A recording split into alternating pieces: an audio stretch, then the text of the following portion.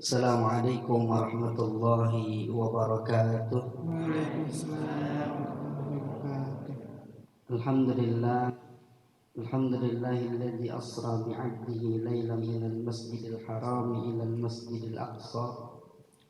Wassalatu wassalamu ala sayyidina Muhammadin samsid duha badrid duja wa ala alihi wa sahbihi hudati wal atqiya amma ba'd.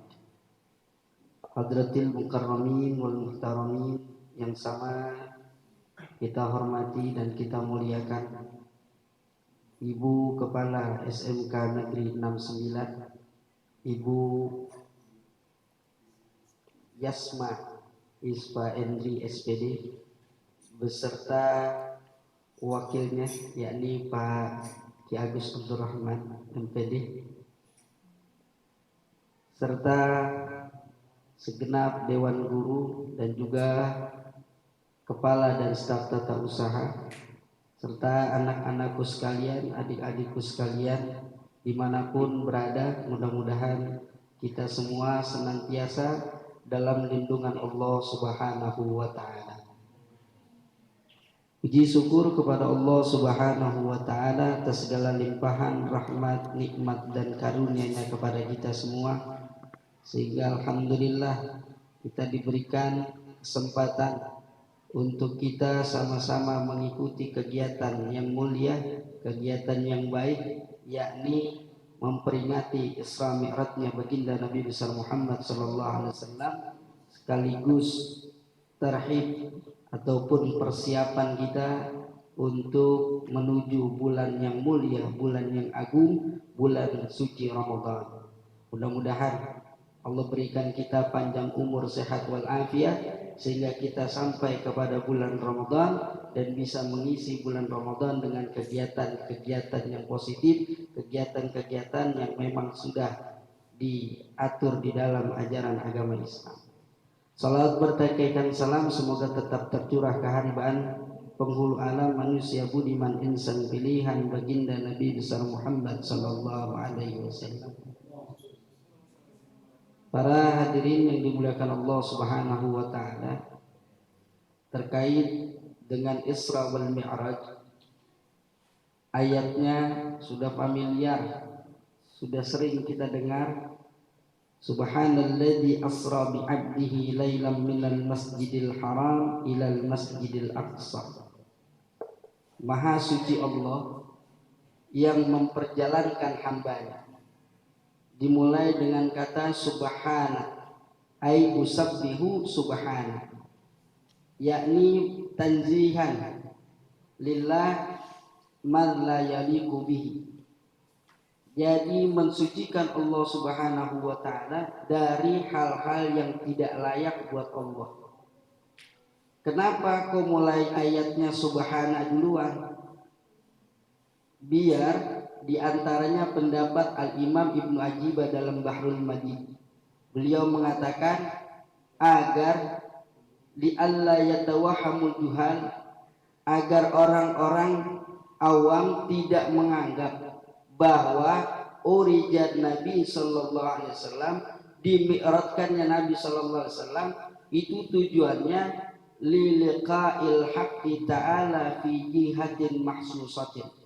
Bukan tujuannya Rasul dimi'rajkan buat ketemu Allah di arah yang tertentu, di tempat yang tertentu, bukan itu. Tujuannya bukan ketemu Allah pada satu tempat, bukan. Makanya disebut subhana, artinya maha suci Allah yang tidak sama dengan sifat-sifat makhluk. Kalau kita ini makhluk, kita makhluk butuh tempat, kita makhluk butuh arah. Ada depan, ada belakang, ada atas, ada bawah, ada kanan, ada kiri. Ya, Allah enggak begitu. Jangan dibayangin, nggak bisa kita ngebayangin. Jangankan urusan itu, ciptaan Allah aja, kelapa dengan air, ya kan ada batoknya, ada airnya. Duluan mana? Itu aja bingung kita. Coba duluan mana? Batoknya dulu, airnya dulu. Batoknya dulu, airnya nggak bisa masuk. Airnya dulu, nggak ada batok, tumpah. Ya, nggak selesai itu aja, apalagi urusannya Allah Subhanahu wa taala. Maka jangan dipikirin. Oleh karenanya mi'rajnya Nabi bukan berarti Nabi ke atas terus nemuin Allah ada di atas, bukan. Makanya kita nggak boleh tuh sebetulnya bilang terserah yang di atas. Apaan toke? Ya, di atas.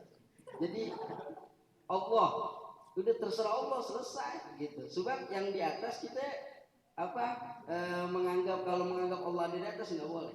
Sebab ini ada akidah yang menyebar yang perlu kita luruskan. Ada yang menganggap bahwa Allah itu maha besar dalam artian Allah besar gitu. Jadi bentuknya besar gitu. Terus kemudian Allah adanya di atas, di arasy. Ditanya mereka, Allah dengan aras, kata mereka itu gedean Allah. Tapi Allah adanya di aras, tapi gedean Allah, besaran Allah. Kira-kira kalau kita duduk di kursi, kursinya kecil, kursi anak TK. Yang dudukin besar orangnya. Kira-kira hancur gak tuh kursi? Ya, artinya secara logika kita nggak bisa nerima. Nah ini dia bilang aras tuh lebih aras makhluk Allah yang paling besar, tapi dengan Allah kalah besar. Nah terus ini kalau mereka juga meyakini dan memang ada dalam hadis. Jadi yang namanya bumi itu lebih kecil dari langit pertama. Ibaratnya cincin ditaruh di padang pasir. Bumi cincinnya, padang pasir langitnya. Ukurannya segitu. Jadi kalau bumi segini, langit segini, langit pertama. Langit kedua lebih besar lagi, langit ketiga lebih besar lagi, langit keempat, langit keenam, terus sampai langit ketujuh, sampai kepada aras. Kursi aras, aras paling besar. Nah Allah adanya di situ, kata mereka. Kalau Allah betul adanya di atas itu, terus kemudian mereka meyakini sepertiga malam Allah turun. Padahal ulama menjelaskan bahwa hadisnya yanzilu rabbuna, Allah turun sepertiga malam, itu bukan Allah yang turun. Tapi kata Imam Malik, rahmat Allah yang turun.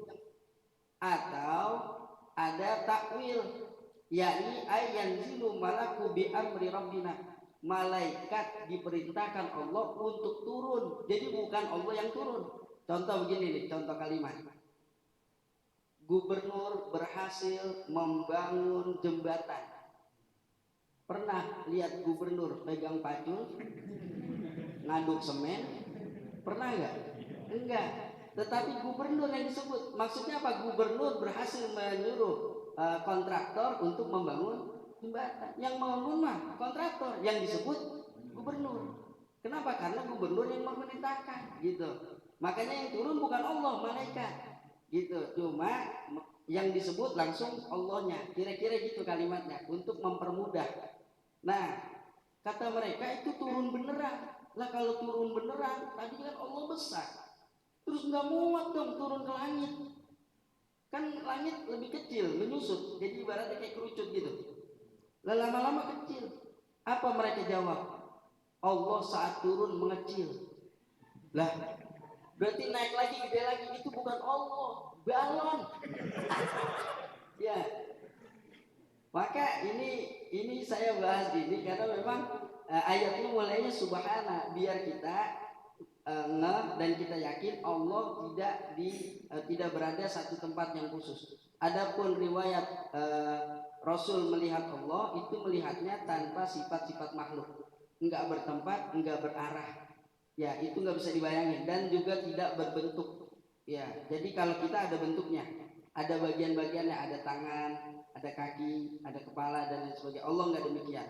Adapun ayat-ayat namanya yadullah fawqa aydihim, itu para ulama menjelaskan bukan tangan Allah, maksudnya kekuasaan Allah.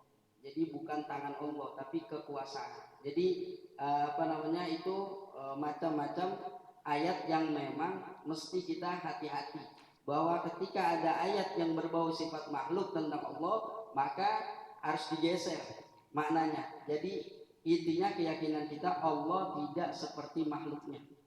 Nah itu Allah memerintahkan malaikat Jibril untuk mengantar Rasulullah SAW melakukan perjalanan Isra wal Mi'raj.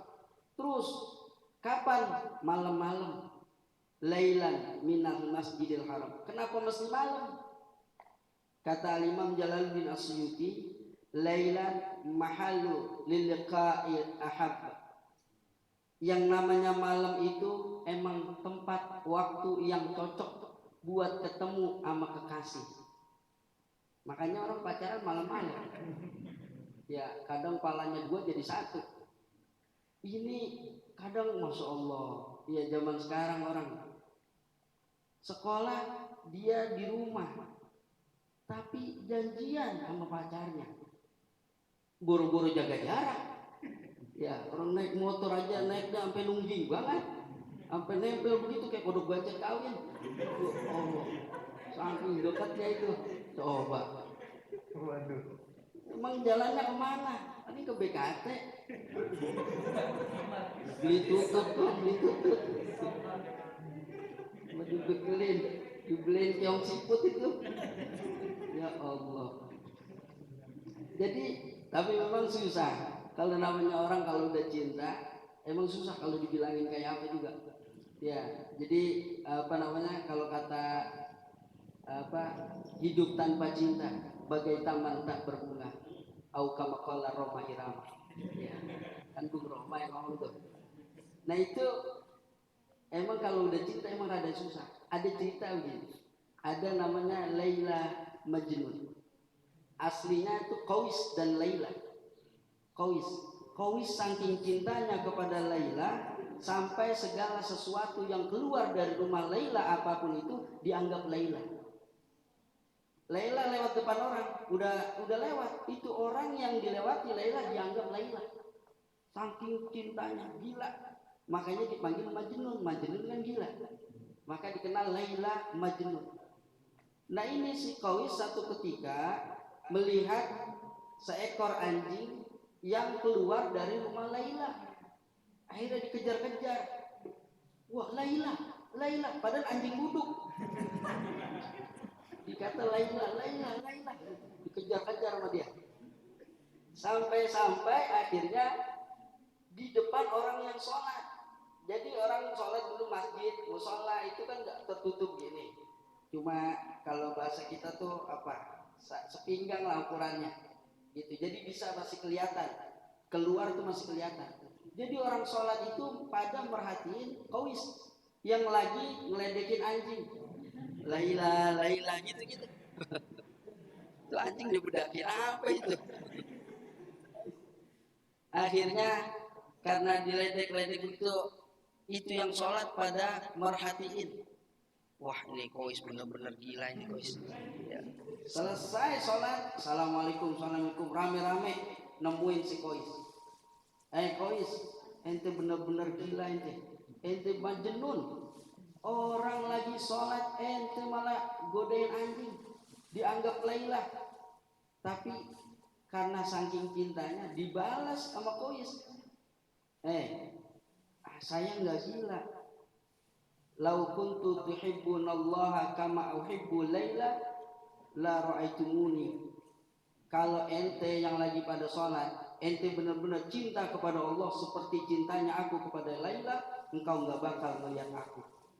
Engkau lagi sholat melihat aku, sedangkan aku lagi berhadapan sama anjing gak melihat kamu. Saking cintanya aku sama Laila. Tuh dijawab begitu. Orang cinta ya susah. Akhirnya apa kata Qawis? Sholat lagi ente. Sholat lagi ya. Disuruh sholat lagi. Itu orang kalau dicinta kadang gelap mata emang. Gelap mata. Cakep, jelek gak kelihatan. Semuanya cakep aja, indah aja. Dia demen sama si A sama si B. Pokoknya indah aja. Ainuridu an kulli aibin kalila. Pokoknya udah mantap aja udah. Dibilangin tetap itu lu nyari perempuan begitu amat. Dibela itu. Jangan sembarangan nih, paling cantik ini. Dulu di sekolah dia yang paling cakep. Gitu. Loh, masa iya? Itu dibelain. Ada orang mohon maaf. Kekasihnya itu jalannya pincang. Itu diomelin, katakan namanya Udin aja lah biar gampang. Din, nggak salah Din. Narik pacar begitu Din, kakinya pincang begitu. Itu Udin karena cinta nggak kelihatan pincangnya, malah marah Udin digituin. Jangan sembarangan ente ngatain pacarannya pincang. Dia nggak pincang, buminya kagak rata. Coba kalau orang cinta begitu tuh, dibelain semuanya. Coba yang dimuliakan Allah Subhanahu Wa Taala. Nah itu kenapa malam hari? Karena itulah apa namanya, kecintaan Allah kepada hambanya, yakni kepada Rasulullah Sallallahu Alaihi Wasallam. Maka dilakukan perjalanan pada malam hari. Nah itu akhirnya singkat cerita ya, dapatlah wahyu untuk perintah sholat.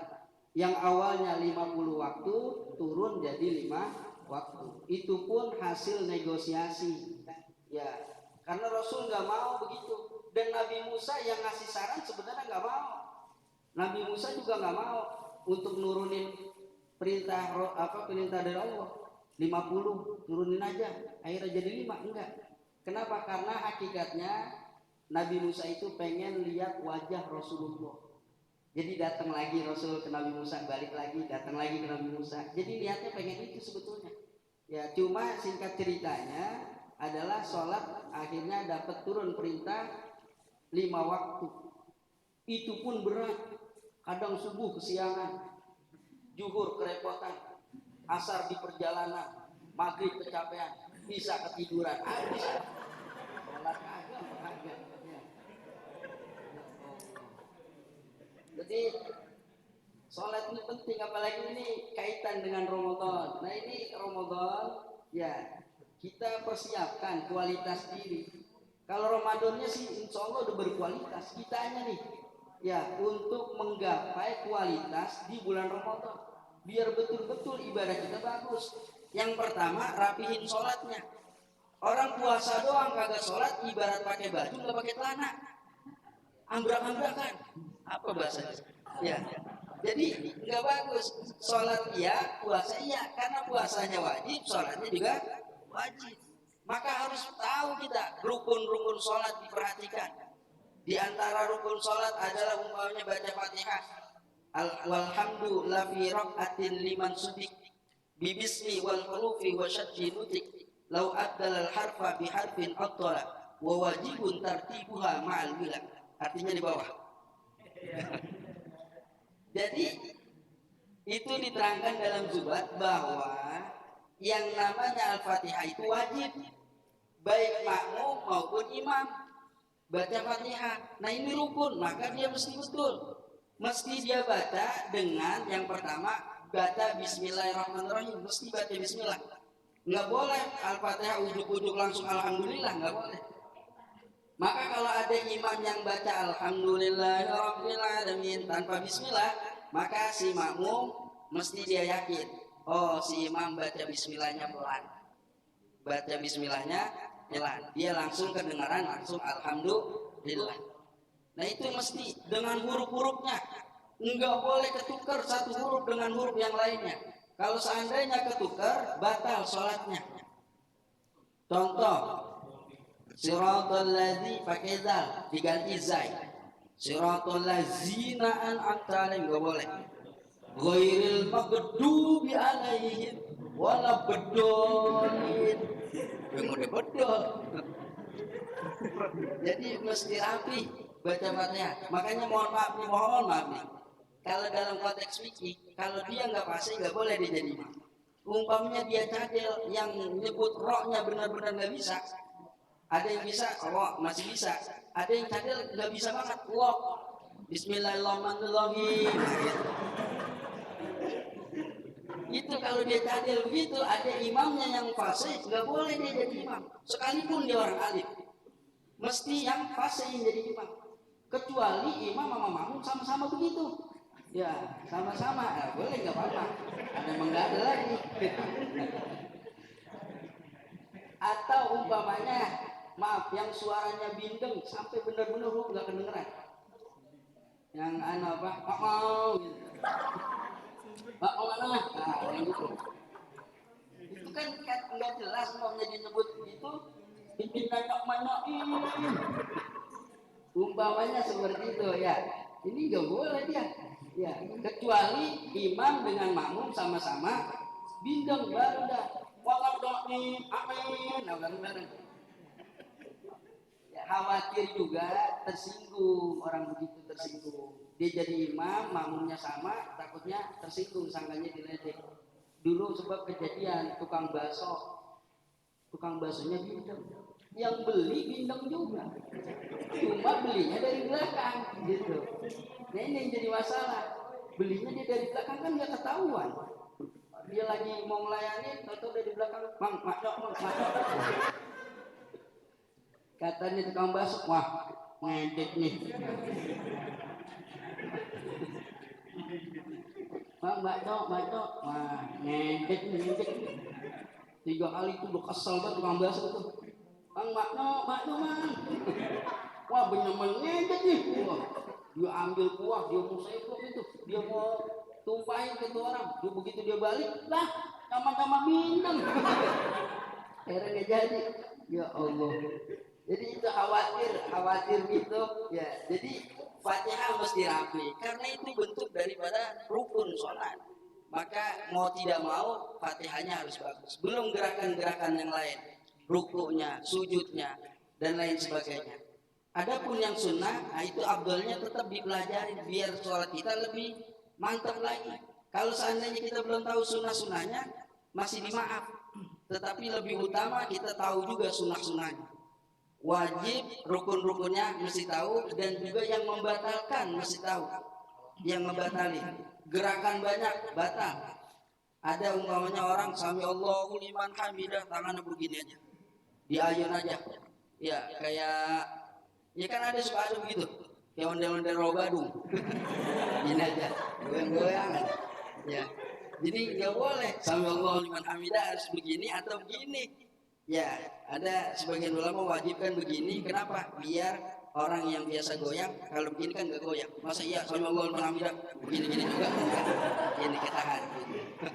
Atau dia begini, dia tahan. Gitu. Jadi mesti rapi. Tapi kalau gerakan sedikit itu boleh. Ada juga yang gerakan dimaaf. Ada gerakan yang dimaaf kalau sekalipun dia gerakannya gerakan banyak. Sekalipun tanpa udur. yakni contohnya fasafatun wa udunun walisan. Fasafatun gerakan bibir bergerak berkali-kali, puluhan kali bahkan ratusan kali nggak batal. Kan kita baca Fatihah bibir bergerak, baca tasbih lagi sujud lagi ruku bibir bergerak, itu berkali-kali nggak batal. Masa sholat mau mingkem aja ya. Kalau sholat pakai masker itu kalau dalam keadaan tidak ada apa-apa makruh, tapi karena keadaannya seperti ini tidak makruh gitu, jadi boleh pakai masker gitu karena kondisinya, karena keadaannya. Nah itu terus fasafatun wal udunu walisan, telinga. Ada orang telinga digerak-gerak terus, mungkin temannya Ultraman kali, radar gitu ya, ada telepati masuk ya, jadi itu dia bergerak terus nggak batal. Walisan lidahnya bergerak-gerak nggak batal. Wadakarun zakar, aduh berat nih, tapi ini fikih soalnya nih. Maaf kemaluan lelaki, seandainya dia bergerak-gerak terus nggak batal itu. Lagi sholat itu bergerak-gerak aja nggak batal.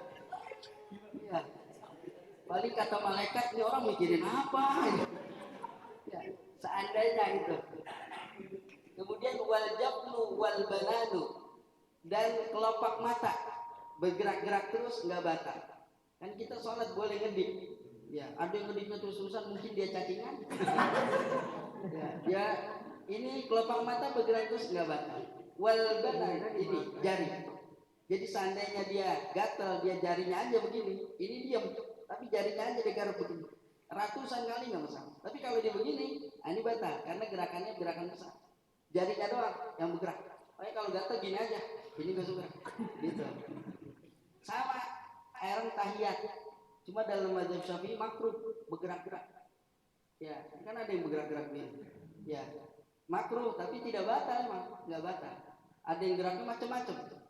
Ada yang begini, ada yang begini. Ya, kan model-model tuh. Ada yang katanya membentuk lafaz Allah gitu. Gini. Ada yang begitu asyhadu an la ilaha illallah baru dia bergerak. Ada yang dari awal udah begini-begini. Makanya kadang-kadang suka capek sendiri ya begini. Ya, kadang-kadang suka. Jadi ya itu tidak batal, tapi makruh kalau dalam mazhab Syafi'i gitu. Jadi jamaah yang dimuliakan Allah Subhanahu wa taala. Nah, kalau rangkaiannya itu tahu, ya.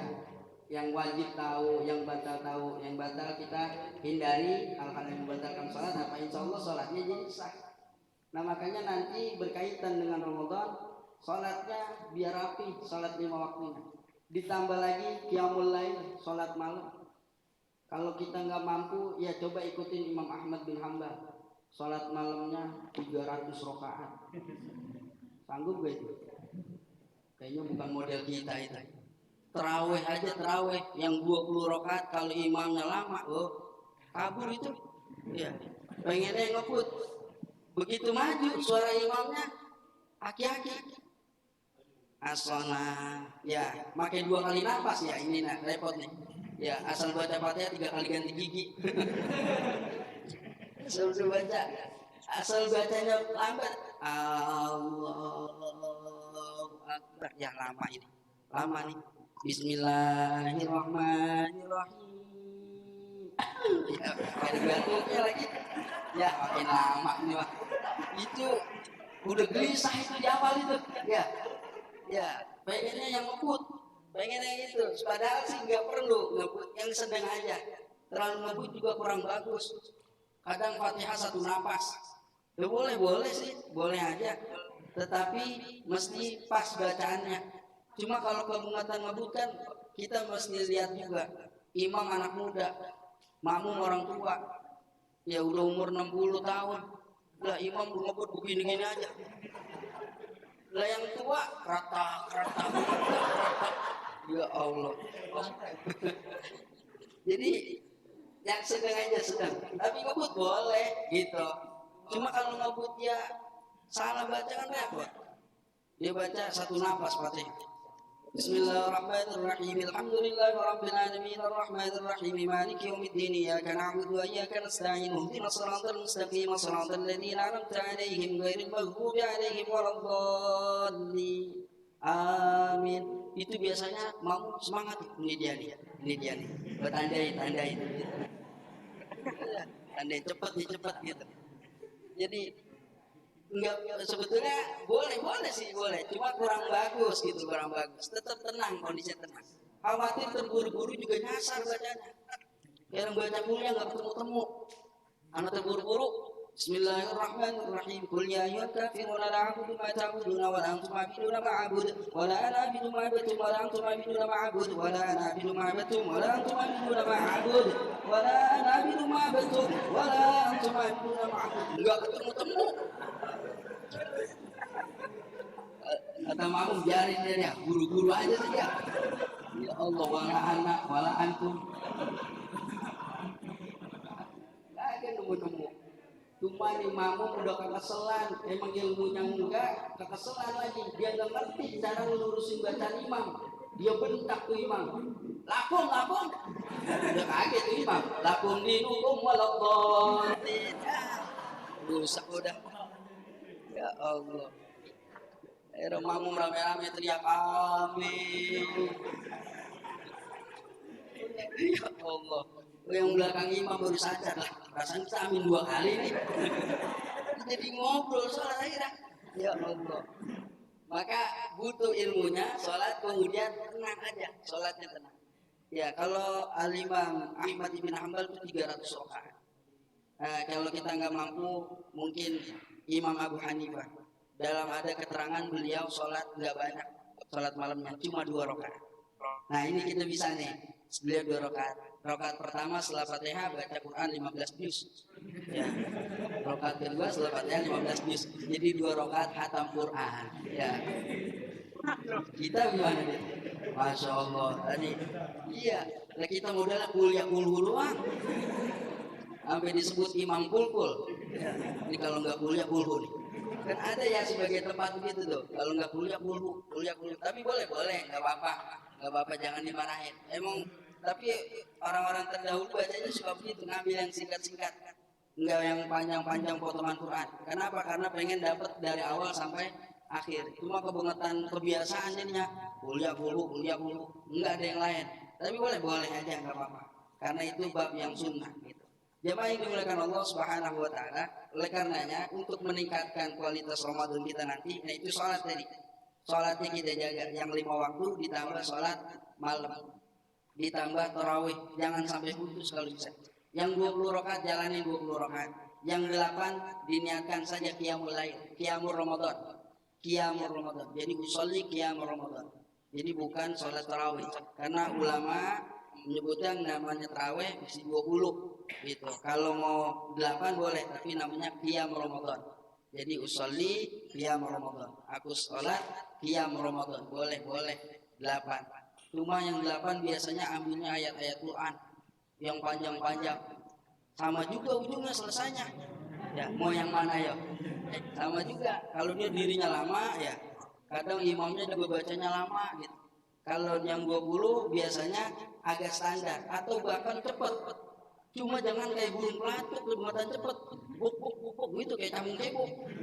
Soalnya cepat banget. Ya, biar ada tumaninanya tetap diatur gitu. Nah, kemudian puasanya itu sendiri kita tingkatkan.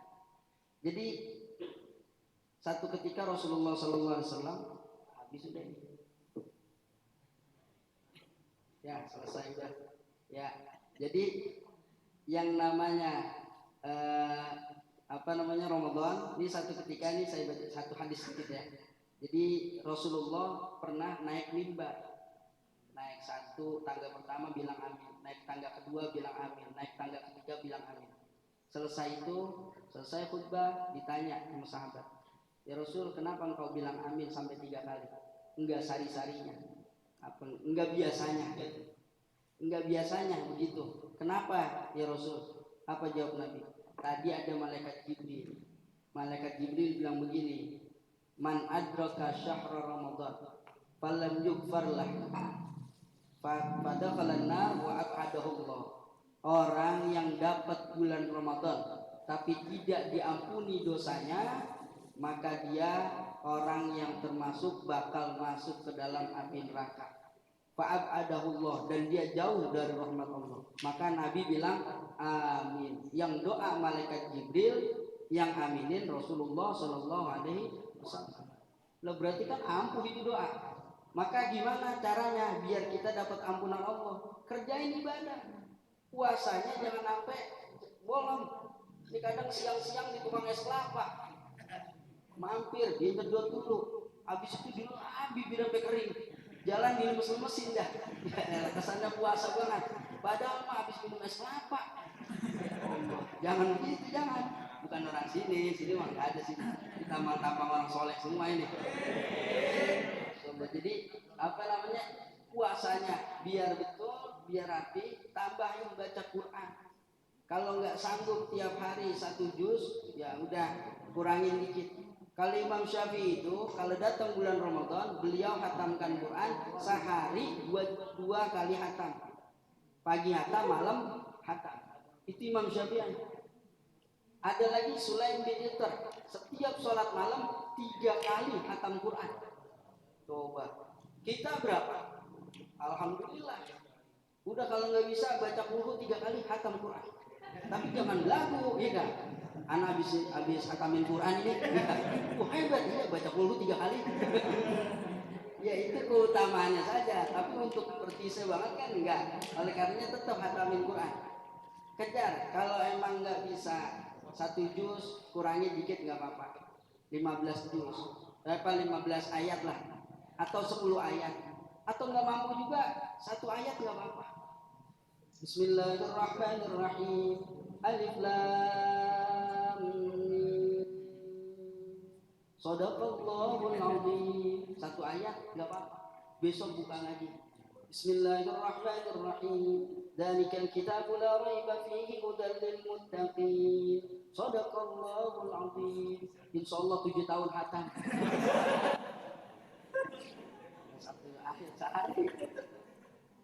Jadi pelan-pelan bismillah kita kejar ampunan di bulan Ramadan karena dibuka lebar-lebar. Dengan apa? Dengan ibadah maksimal kepada Allah Subhanahu wa ta'ala. Salat 5 waktu nggak ditinggal, salat malam kita kerjakan, salat tarawih jangan sampai ada yang terlewati, dan juga kemudian kita kerjakan puasa dengan sebaik-baiknya. Kita juga jaga lisan kita dari hal-hal yang merusak pahala puasa. Insya Allah dengan begitu kita dapatkan ampunan Allah Subhanahu wa Ta'ala. Saya kira ini yang dapat saya sampaikan. Mohon maaf atas segala kekurangan. Wallahul muwaffiq ila aqwamit thoriq. Assalamualaikum warahmatullahi wabarakatuh.